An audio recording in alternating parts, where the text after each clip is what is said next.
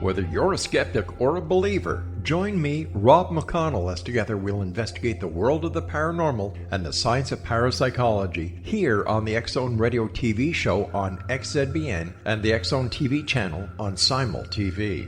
Since 1990, the X-Zone Radio TV show has been the place where people dare to believe and dare to be heard.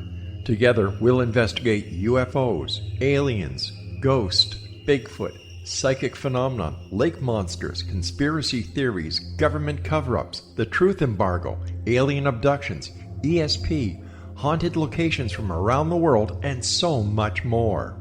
With over 28 years of broadcasting and more than 4,500 individual guests, the X-Zone is truly a place where fact is fiction and fiction is reality, as evidenced by the credibility, integrity, and professionalism of the guests that we bring to our international audience. If you have seen a UFO, had a close encounter, seen a ghost, Bigfoot, lake monster, or a story that you would like to share or have investigated, contact me, Rob McConnell, by sending me your email to xzone@xzoneradiotv.com, or you can call toll-free 1-800-610-7035, extension 143, and on Skype, X-Zone Radio TV. For more information on the X-Zone Radio TV show with yours truly, Rob McConnell, visit www.xzoneradiotv.com or www.xzonetvchannel.com or simultv.com and xzbn.net. Until next we meet here in the X-Zone from our broadcast center and studios in Hamilton, Ontario, Canada, always remember, X-Zone Nation, keep your eyes to the sky and your heart in the light.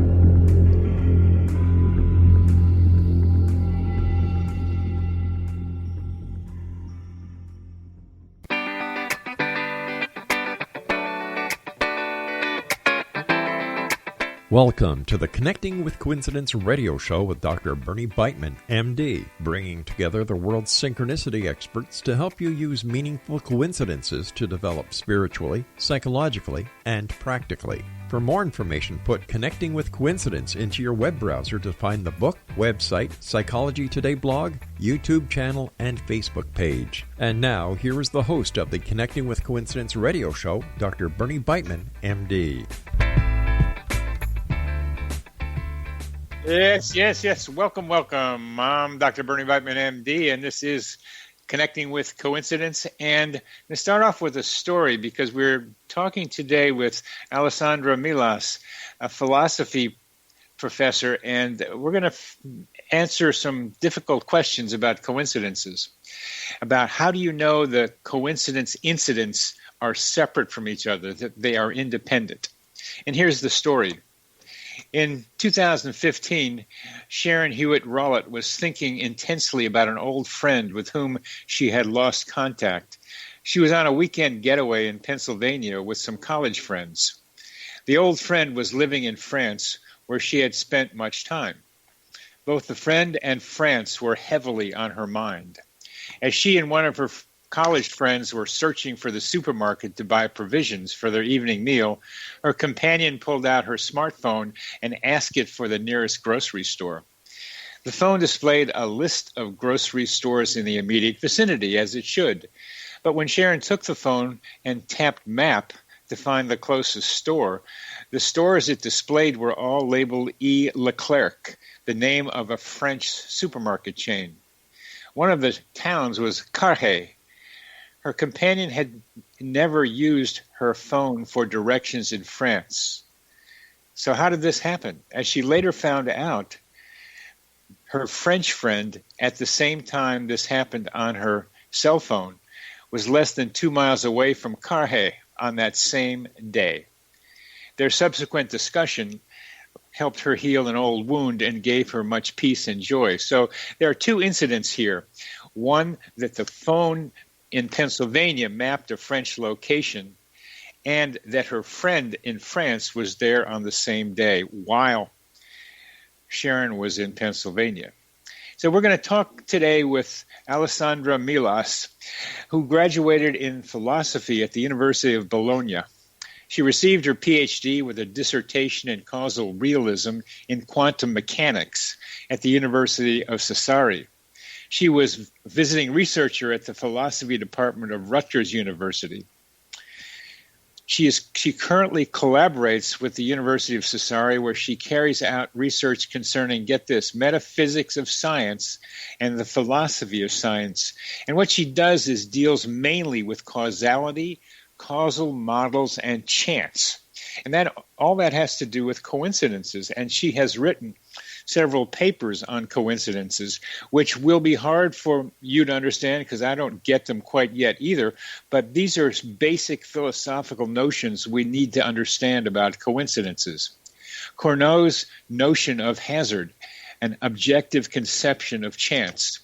An ontic conception of chance in Monod's non-teleological evolutionary biological theory. Another one, absolute coincidences and Salmon's interactive fork model. And the final one I'm listing is the shape of absolute coincidences, Salmon's interactive fork model as shape of coincidental processes. There are coincidences mentioned in here, and we're going to figure out just what Alessandra is talking about. Welcome to the show. Alessandra? Yes. Welcome to the show. Hi, Bernie. So this is a very nice and generous presentation. Thank you, and thanks to all of the people who are listening too. I'm quite glad to talk with you today, and I feel like a star in some sense. Well, you will be a star, especially if you can help us understand what it is that you're doing. But before you get into the specifics of separating out coincidental process as independent or trying to figure that out, how did you get interested as a philosopher in coincidences? As you know, probably we can find many definitions of coincidences, but the most popular ones come from the French tradition. Few years ago, I fell in love with a definition of coincidence that Jacques Monod gave in his Chance and Necessity. Le hasard et la nécessité is the original title of the book. Actually, I knew about Monod's definition of coincidental events by chance. I was interviewing a student during an exam, and he asked to me, do you know Monod's example concerning coincidences? And I have replied, oh no, can you tell me? And when he showed me the example, I thought, oh my God, this is quite interesting. Let me study this a little bit. It was just by chance. Yeah, that's the way things happen. Do you remember the story that the student told you? Can you repeat your question, excuse me? Do you remember the coincidence story that the student told you? Okay, so the coincidence story just was about an example that Monod gave in his book. This example is very popular. Let me say something about this example. So we have a Dr. Dupont, who is going to visit a patient for the first time. In the meanwhile, Mr. Dubois is fixing a roof in the same area. And when Dr. Dupont comes across Mr. Dubois' work site, Mr. Dubois' hammer falls inadvertently down, and the trajectory of the hammer intersects the trajectory of Dr. Dupont, who dies. This is exactly the example that the student gave me. And the two parts of this is that the Dr. Dupont is going to go visiting the patient, and around the same time, a hammer falls on the patient's head. Yeah, so the example, so the meeting between the hammer falling down and Dr. Dupont head is a coincidence, according to Monod. He calls Monod calls these kind of intersections absolute coincidences. So here we have an intersection between the two independent causal lines, causal trajectories, the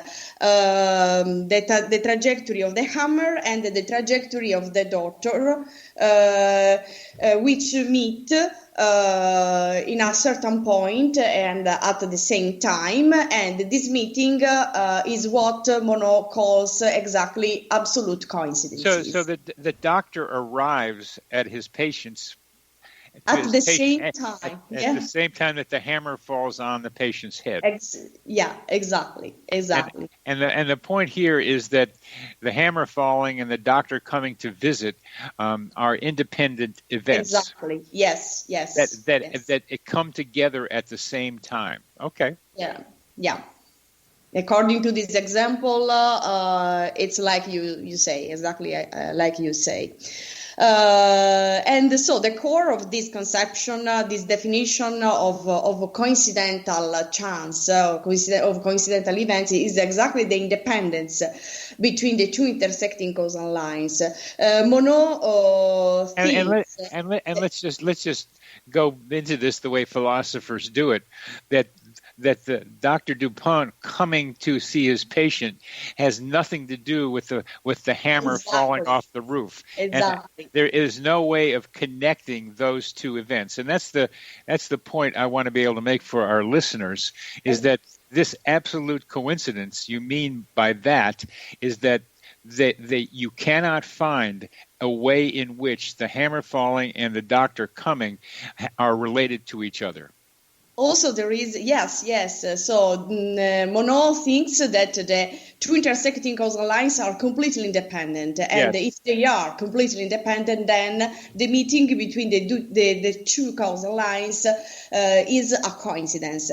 This is not a new definition of a coincidence. So it comes from the French, very old French tradition. In Cournot, in Antoine Agustin Cournot, we can find a very similar example. So in this example, we have a Parisian who is going out what going out? Is going to have a walk out Paris, and he takes a train to reach his destination. But the train goes off the rail, and the Parisian is the poor victim in this example. So we have. Even in this example, we have two intersecting causal lines which are independent. That is, the Parisian in the train and the train which goes off the rail.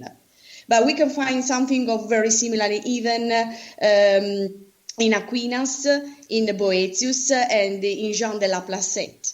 The idea has a very long French tradition. The idea that coincidences are events which come from the intersection between two or more independent causal chains or lines. Of course, we can find counterexamples. We're coming to the end of this segment, and the examples you've given with the train and the hammer have to do with bad things happening at intersection. They are not kind of a tragic example. They're tragic examples. We deal with positive ones here also, and what makes a coincidence is that they happen at the same, the lines come together at the same time. So and the same place also place is very important in these kind of examples. We are listening to Connecting with Coincidence. I'm your host, Dr. Bernie Beitman on the X-Zone Broadcast Network, and our guest is Alessandra Melas.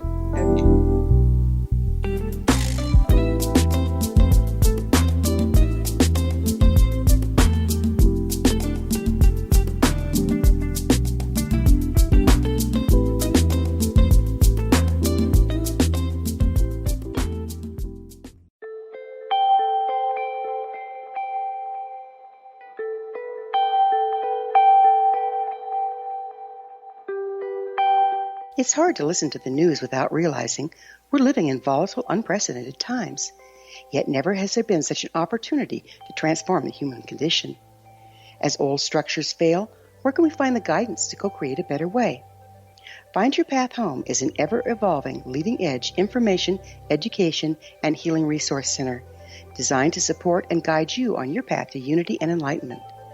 Based on sound principles employed by shaman worldwide, we provide techniques that can support you through the current transitions, offering online shamanic classes, international long-distance shamanic healing sessions, complimentary Mission Evolution radio episodes and Stairway to Heaven TV vignettes, seminars, retreats, and much more.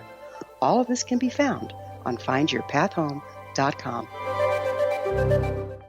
So I was watching the X Zone TV channel last night when I was abducted by aliens, and they kept repeating to me over and over again, simultv.com, simultv.com. What's simultv.com? That's what I asked them. They had it written on the side of their UFO. How do you spell that? UFO. No, I mean simultv.com. simultv.com. simultv.com. Right. simultv.com. Interesting that you were abducted by aliens in a simultv.com UFO last night. Oh, yeah? Yeah. Now that you mention it, I remember now last night I was awakened from a deep sleep. My great-grandmother was standing there. She said she'd come from the hereafter to tell me about simultv.com. She even spelled it out for me. simultv.com, sonny boy. simultv.com. simultv.com, sonny boy. Wow. Yeah. Guys, you'll never guess what my psychic guru just told me. simultv.com. Exactly. Are you guys psychic too? Of course. We all know about simultv.com. simultv.com.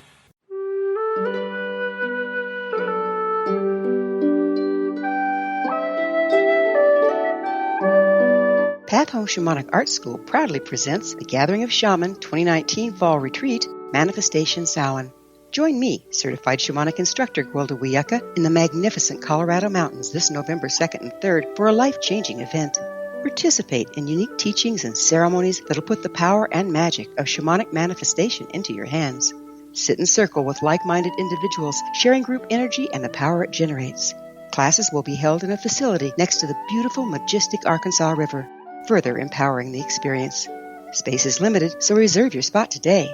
For more information, visit findyourpathhome.com or email touchin@findyourpathhome.com.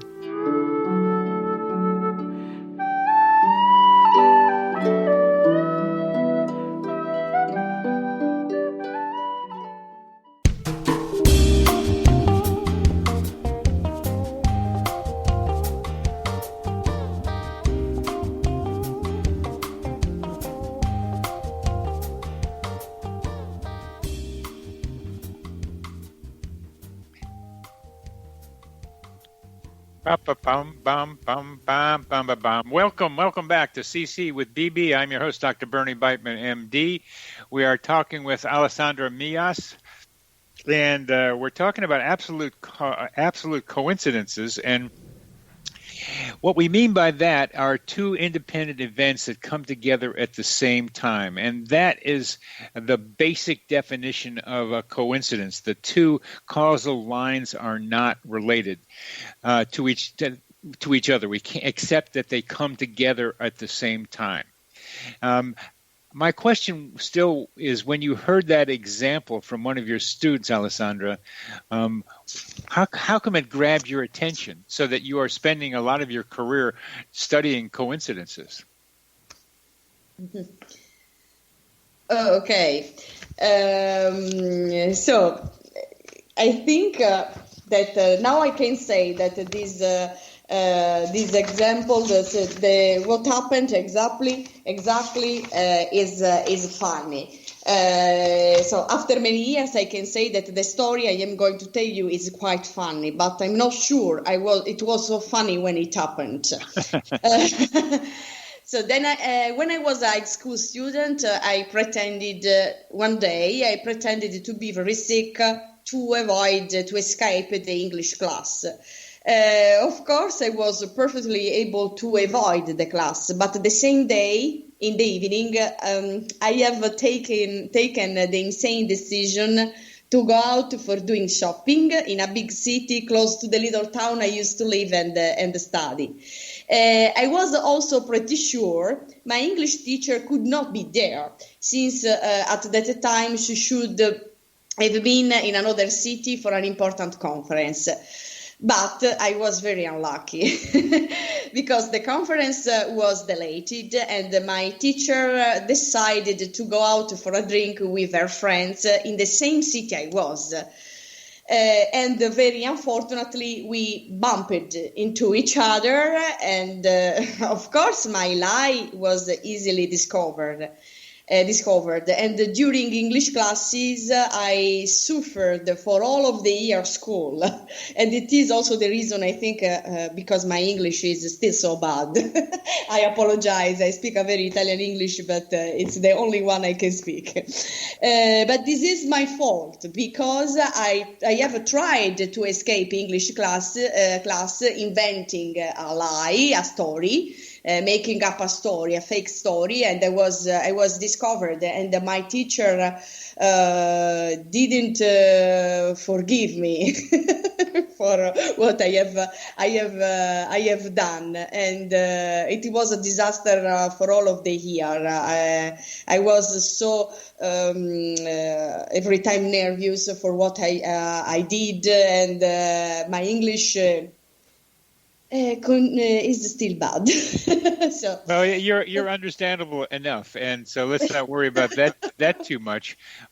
It's when we get into when you also intersperse French in the middle of what you're talking about that gets to be a little hard to follow. My French is even worse. Well, you're quoting some French authors, so and you say it in French, so that gets a little hard for me to be able to follow. But let's go. So here, young Alessandra is like wants to miss her English class, and she goes to a big city near her small town, and there runs into her teacher.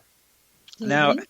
Now, this is not to me so absolutely absolute coincidence. The way the hammer and the doctor arriving are absolute, in the sense those are two much more likely independent events.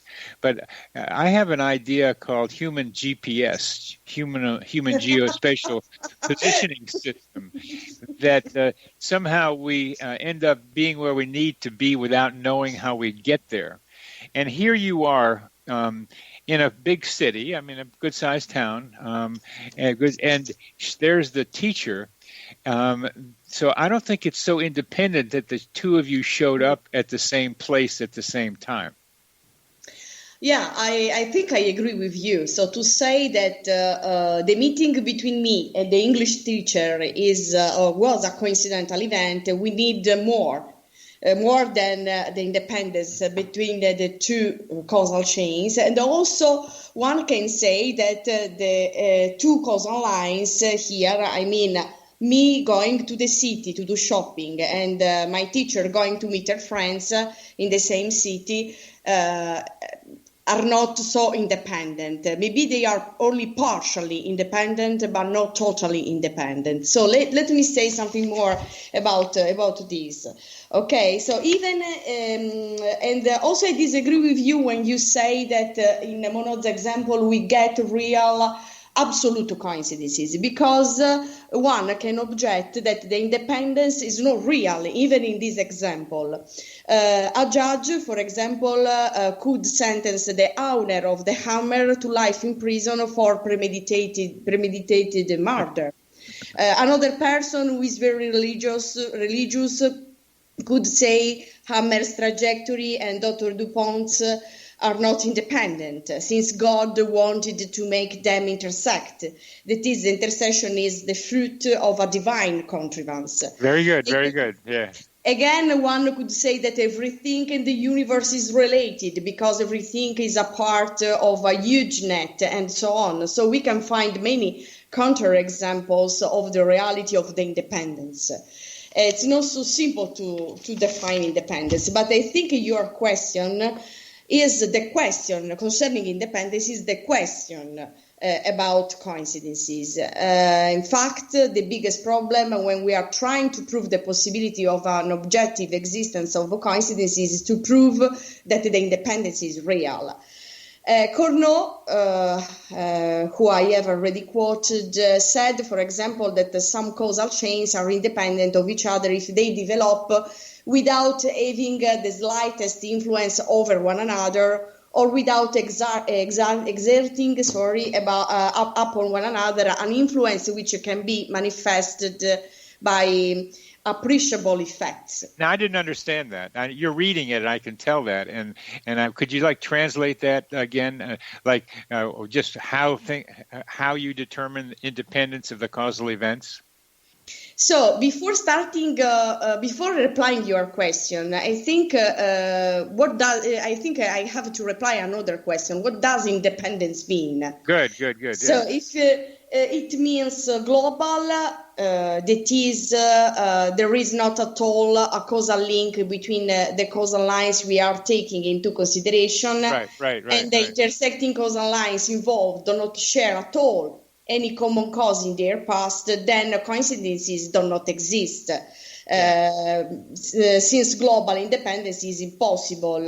To be more clear, if to say that the two or more processes are independent of each other, we need also to say that they must not share any common cause in their past, near or far, or must not be connected by any causal link, direct or indirect, then independent causal lines do not exist. Trivially, the Big Bang can be, for example, a common cause in the past of the causal lines considered.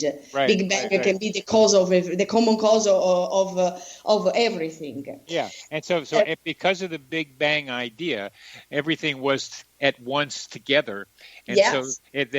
so everything is linked because they started together. Exactly. Yes, but differently, if independence means local, then it can be admitted some indirect causal link between the causal lines we are taking into consideration. That is, it can be admitted that the causal lines are linked, but there are many intermediates between them. When I say indirect, I mean that. Or it can be admitted that the intersecting causal lines involved share some ancient common cause in their past. If this is the case, we can get real independence, and we can talk also about something like a degree of independence. The more are the intermediates, the higher is the degree of independence. The more ancient is the common cause, the higher is the degree of independence. To sum up, wait. The more ancient the dependence, the more independent they are. And what was the first thing you said besides ancient? More the first thing, the more something they are. Besides ancient, the more independent they are. Yes, if yes. So if the common cause is in the very, very past, like the Big Bang, then we can say that in some sense it's not relevant. The Big Bang is too ancient to be considered as a relevant common cause for any couple and so on of causal lines. So that we can keep on considering the causal lines involved still independent in some sense. Okay, so ancient is one. And what else helps determine relative independence? Yes, the independence in this case is not absolute, but it's even it's still a kind of independence. Okay, also, I understand. We have about 20 seconds left on this. So what we're talking about here, Alessandra, is relative independence. Because what I focus on is relative dependence. Because I look for these causal lines coming together as suggesting that there may be something that links them. So you're listening to the Connecting with Coincidence. I'm your host, Dr. Bernie Beitman, MD, on the X-Zone Broadcast Network. Our guest is Alessandra Melas.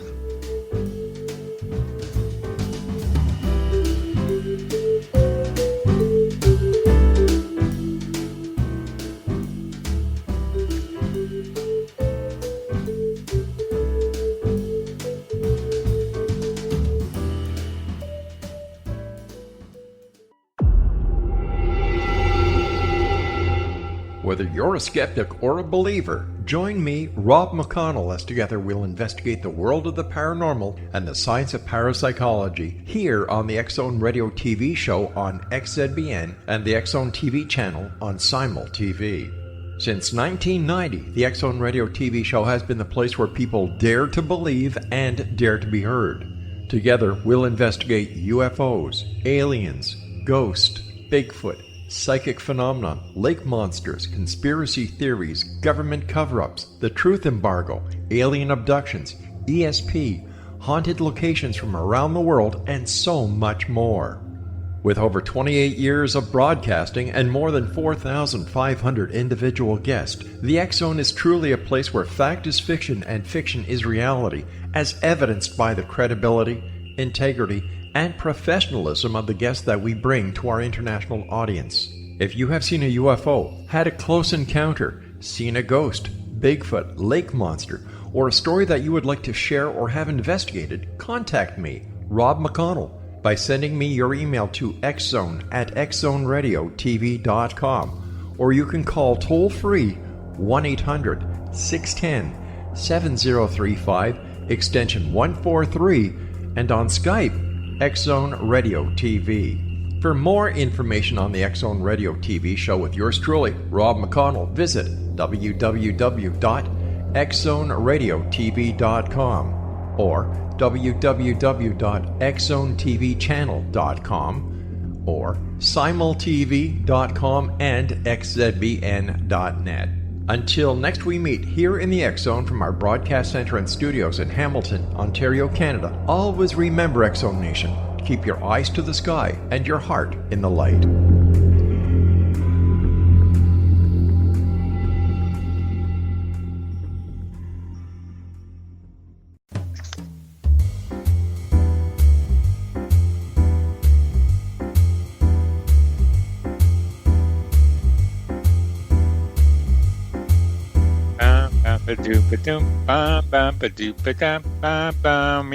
Yes. You're listening to Connecting with Coincidence.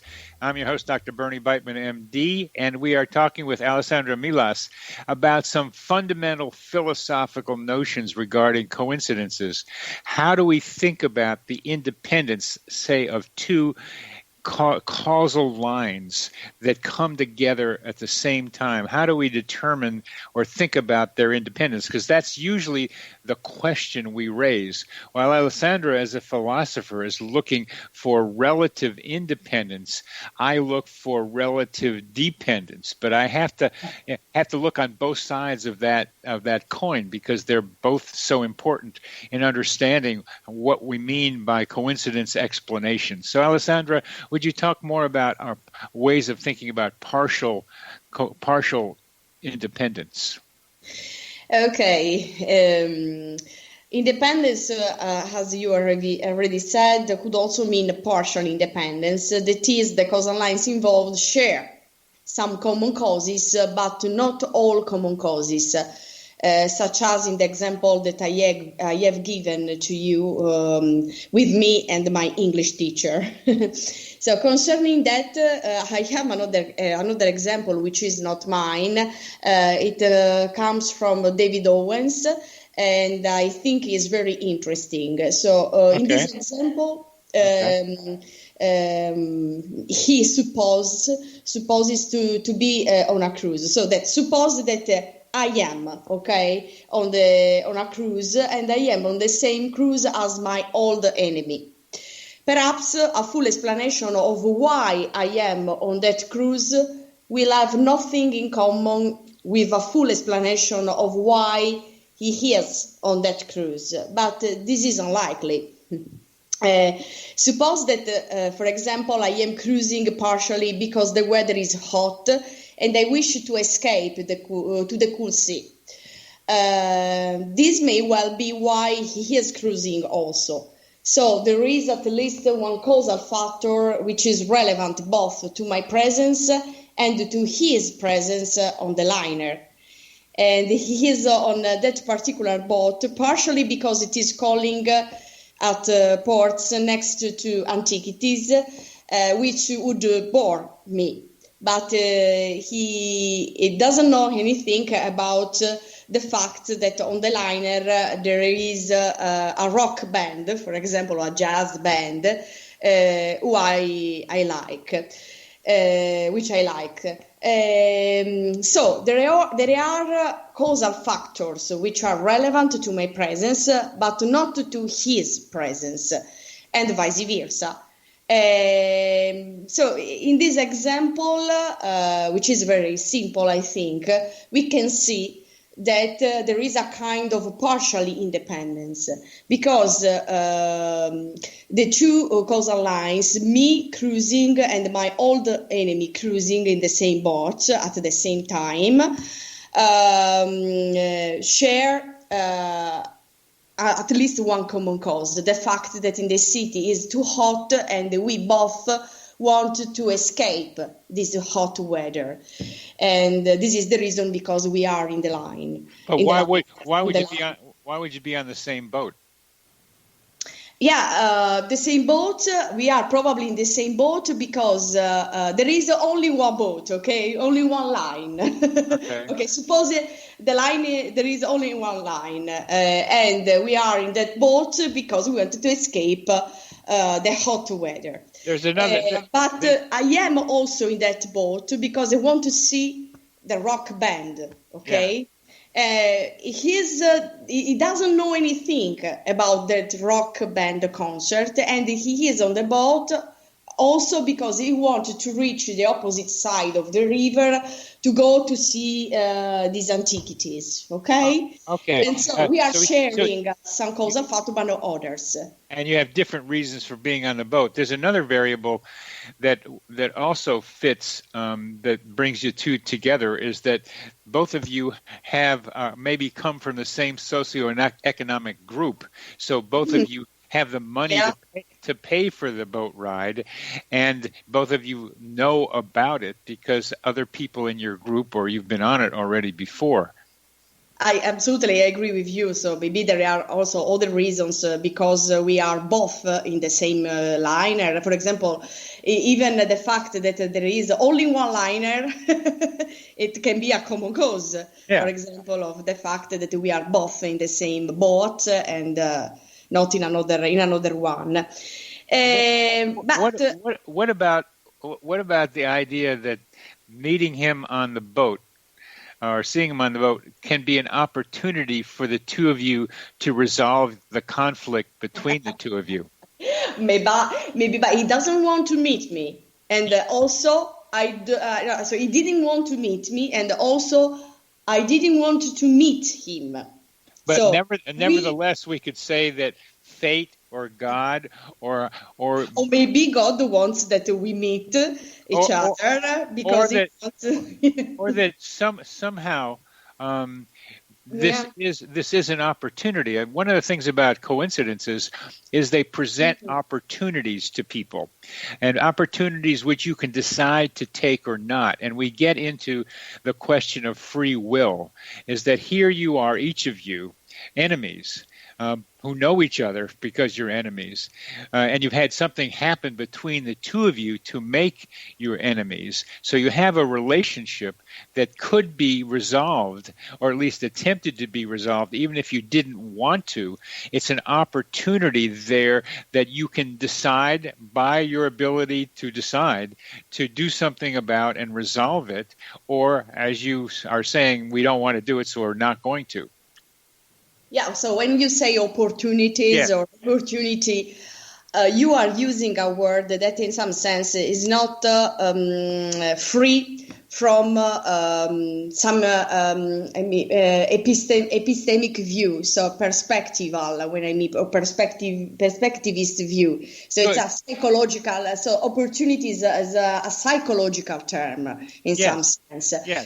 Here you are pointing out the fact that maybe in coincidences there are some aspects that are not only physical, but there is something of psychological in coincidences that make coincidences to be coincidental events. Right. I completely agree with you. So here, for me, it's relevant the fact that the person who is in the boat is my old enemy. So here relevance and also expectations. My personal past is very, very important in order to say that the fact that I meet my old enemy in the same boat at the same time is a coincidence. So we can suppose, for example, that the independence is real, however we want, global, local, or partial. But someone can still object that not every event that comes from the intersection between independent causal lines is a coincidence. I think that the intersecting causal the independence is not sufficient to say that an event is a coincidence. We can suppose that the independence is real, but this is not sufficient to say that that a coincidence is a coincidence only because there is an independence. Okay, I think that coincidences are kind of hybrid objects. They are not purely physical objects in some sense, metaphysically speaking. I think together with another Italian scholar, his name is Pietro Salis from University of Cagliari. He works also in Sardinia,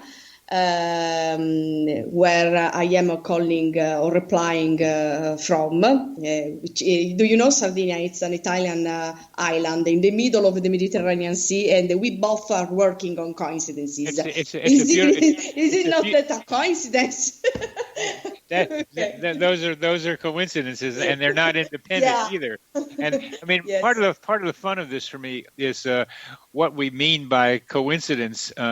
It's all the same question, because the word coincidence has two different opposite meanings, which is what I love about it. Sometimes it means, as we are talking about, the two independent lines come together, whatever we mean by independent. And sometimes we mean that the two lines come together, and that coincidence means that those two lines are related. Sometimes a coincidence has both meanings depending on who you're talking with. Yeah, I agree, completely agree with you. So when I say that epistemic aspects, that is knowledge, access to information, expectations, relevance, and significance are important for coincidences, I am saying that coincidences are dependent on psychological aspects, on human reason, in some sense. Okay, so coincidences are independent in some sense. They have they come from the intersection between independent causal lines, but at the same time they are dependent on psychological aspects. Okay, we're coming to the end of this, and I think what we're sneaking up on as you and I are talking is your concept, or the concept of coincidences being a hybrid. That it's not just independence and that's it. There's something else, and that's psychological going on. You are listening to Connecting with Coincidence. I'm your host, Dr. Bernie Beitman, MD. We are on the X Zone Broadcast Network, and we are talking with Alessandra Melas.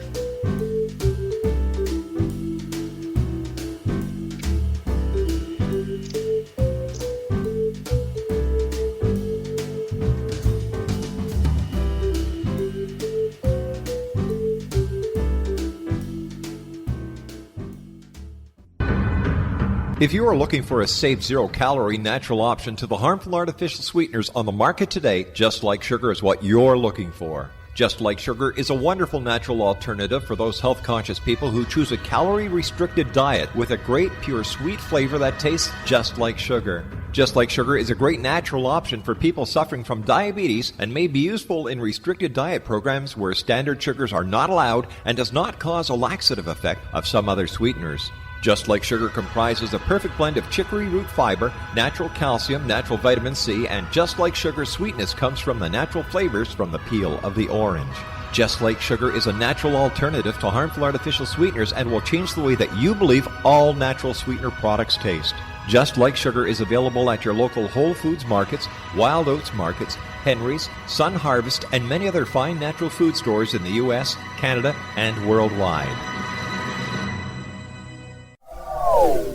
They are here, and they've been here for thousands of years, making their presence known in the shadows. They might be seen by a lonely motorist on a deserted road late at night, or by a frightened and confused husband in the bedroom he is sharing with his wife. But who are they? What do they want? Why are they here? Perhaps most concerning, has the government been aware of their presence all along? The new book by Rel-mar, UFO Disclosure, the 70-year cover-up exposed, delves into the world of UFOs. Can full disclosure be soon? Order now and receive a free hour and 37-minute DVD on the UFO phenomenon. UFOs are real. Get both the book and the DVD, a $40 value, for only $19.99. To order your book and DVD today, go to lamarzulli.net. That's LAMARZULLI.net.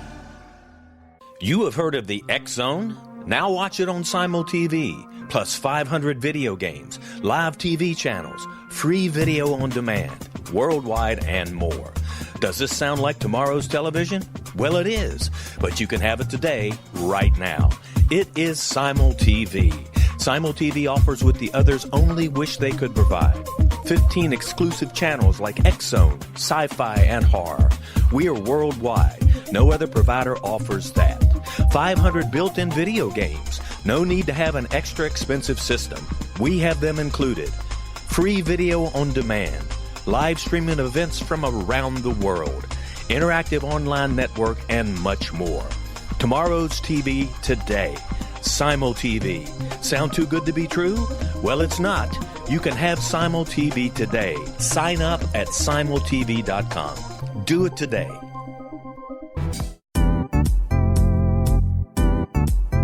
Memorable dynamic presentations are a not-so-secret weapon in the business world. Do you have a powerful message that must be shared, but you haven't found a way to deliver that message? Do you want to be known as a top public speaker who gets amazing results? Are you ready to create and deliver your powerful message? Thomas Hides can help you create and deliver your speech to get the results you desire. Visit iconquality.com. Did you expect your business to flourish, but instead it plateaued or didn't get off the ground yet? Would you like to achieve massive goals and discover new sources of income within your business? When you're ready to experience that type of success with fast results, Cindy Hendricks is the business coach for you. Her work with entrepreneurs and business owners has been life-changing. To get you and your business where you want to be, go to imaginemoresuccess.com. Has the fear of public speaking stalled your business or personal life? What would you give to develop and maintain supreme confidence? Have an invaluable private program to always perform at your best. Imagine how you would feel. You can have all that and so much more today with Thomas Hides' life-changing course called Number One Fear Unleashed. Visit numberonefear.com and be liberated from your fear of public speaking.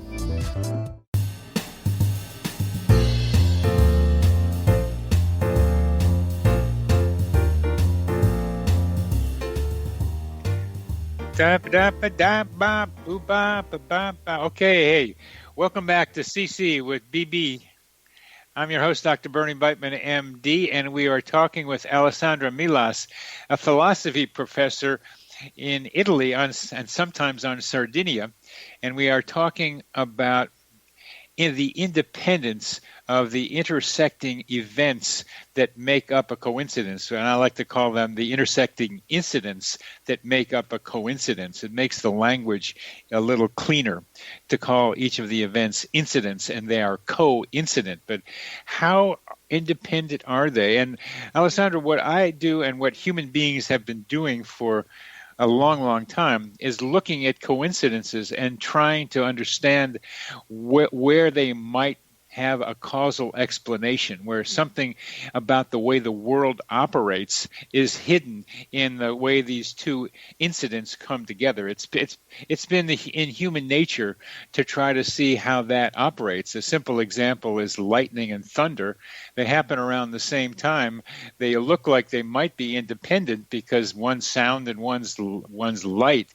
And certainly we were able to figure out that the lightning makes the air expand rapidly rapidly and then contract, and that makes for the sound. But that took a long time to figure out.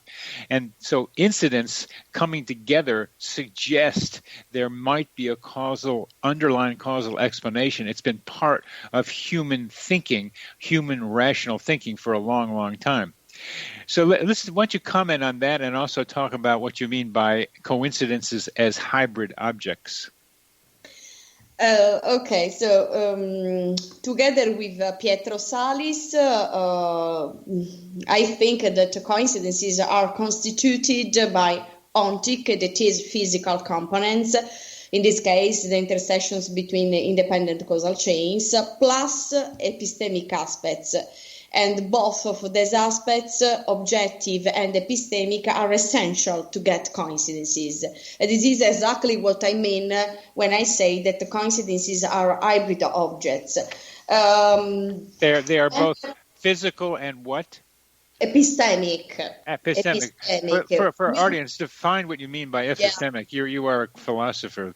They don't know that word sometimes. With epistemic, we mean what is related in some sense to knowledge, for example, access to information, but also expectations, relevance, significance. That is probably psychological aspects. Okay, the psychological aspects and the physical aspects.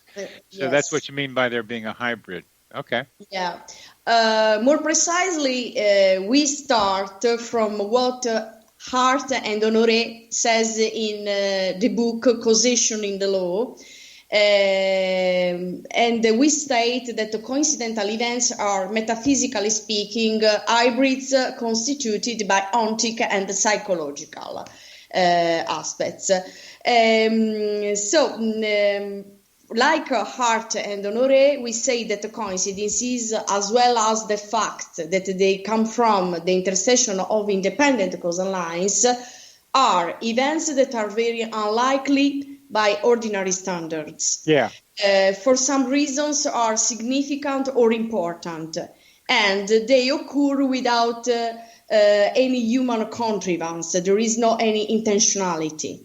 So we wait. There's no intentionality. Intention, maybe. So when I, for example, when I went to do shopping to the city near to my little town, I didn't want to meet my teacher. You had an intention. Yeah, I had the intention to go to the city to do shopping. You had an intention, but my intention was very different from the intention that my teacher had. Now, you had an intention not to see your teacher. Yeah, I had the intention not to see my teacher, I call that an intention. Yeah. Okay. So I had no. I don't think that I didn't have intentions at all, but my intentions were completely different from my teacher's intentions, or maybe so. I didn't go. So I went to that city not to see my teacher. No, okay, my teacher went to the same city not to see myself, but to visit, to meet her friends. Okay, so in this case, this is, for example, a case in which there was not any human contrivance in this sense. Okay. In this way, we point out the insufficiency of a pure objectivist view of a coincidence and of a purely psychological approach. So when we speak about coincidences on incidences, we talk about something which is not a simple object. So we have in play two different aspects, physical ones, and especially one physical aspect, the intersection between the causal lines and many psychological aspects, okay? Such as I have already said, the significance, the event must be unlikely, and so on. So in some sense, coincidences are mind dependent. Okay? Yeah, very, very definitely mind dependent. Yes. What you've added, just for clarity, is that they have to be unlikely, or have another way of saying it. They have to have a low probability, and that's part of the definition. Part of the problem I run into something with statisticians is, what is low enough probability? What do we mean by unlikely? And that becomes subjective, because there's research from England that suggests people are pretty consistent. Subjects in studying coincidences are pretty consistent in defining what they mean by low probability. They will agree that a certain event is low probability. So human beings have that capacity, even if it's hard to put a number on it. They have a sense for that. So low probability, there's a psychological aspect to it, many psychological aspects, as well as the physical of coming together of the two events in the physical world. Yeah, also I agree with you. So here, when I say unlikely, I mean subjective probabilities, not objective probabilities, because there is a part of the literature, especially philosophical literature, and philosophers and mathematicians also think, a part of this community think that we can talk about objective probabilities. But when I say unlikely, I think something about subjective probabilities. Very good. I think that's an important point. I agree with you. It's an important point. So at the end of the day, I can say that the meeting between me and my English teacher was a coincidental event, coming from the intersection of two partial independent causal lines, me going to do shopping in the city and the teacher going to meet her friends in the same city, but that independence was not sufficient. Now, we only have about 2 minutes left, and I'm going to change the subject right now, because you're spending, and your colleague is spending, a lot of time and thought on studying coincidences in this way. Why are you doing this? What is your intention? This question is not very simple, because I like it. There is not any reason, no other particular reason. I really want to understand what coincidences are, because I love it. There are not other particular reasons. Now that is a really good answer, because that's why I do it, in part. But what you're doing it as a philosopher. As a philosopher, you're trying to understand coincidences because you like to. And we're not going to have time for this, but there are many more people in the world who love coincidences, who are studying them in their own way, and I am one of them, and you are another. And there are people in England who are studying coincidences because they're practical. They are ways of discovering reality. Philosophers are not that practical for the most part. These are psychologists trying to be able to see that these are normal ways of thinking. But they have spent a lot of time on coincidences too, because they find them interesting. They're drawn into them. And I'm trying to be able to collect the names and feelings of people who are studying this subject, because together we can put together pieces of how coincidences operate in the world. I think this is an amazing work. So the job you are doing is amazing. I think so. This is great. It's great to try to connect all of the people working on this topic together, and I'm very glad to be part of this. In some sense, even for a little bit, a part of this project. You are part of it, and the Serendipity Society is one place where it's happening. So we've come to the end of this program. We have spoken with Alessandra Melas about coincidences. This is the X Zone Broadcast Network.